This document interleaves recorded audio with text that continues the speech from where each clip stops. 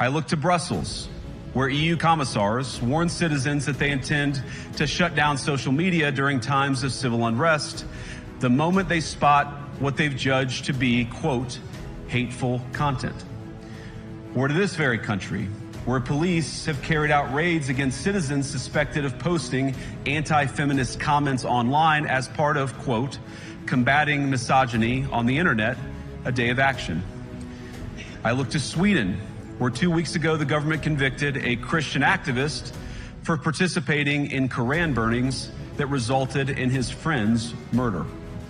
And as the judge in his case chillingly noted, Sweden's laws to supposedly protect free expression do not, in fact, grant, and I'm quoting, a free pass to do or say anything without risking offending the group that holds that belief.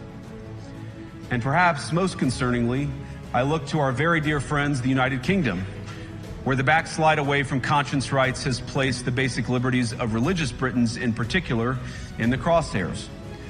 A little over 2 years ago, the British government charged Adam Smith Connor, a 51-year-old physiotherapist and an Army veteran, with the heinous crime of standing 50 meters from an abortion clinic and silently praying for 3 minutes.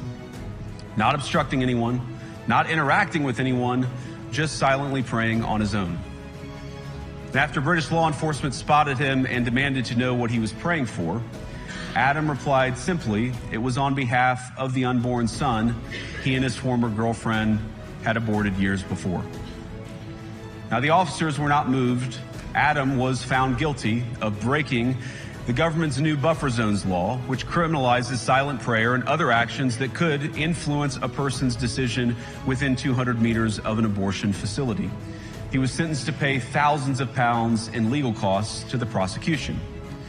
Now, I wish I could say that this was a fluke, a one-off crazy example of a badly written law being enacted against a single person. But no, this last October, just a few months ago, the Scottish government began distributing letters to citizens whose houses lay within so-called safe access zones, warning them that even private prayer within their own homes may amount to breaking the law.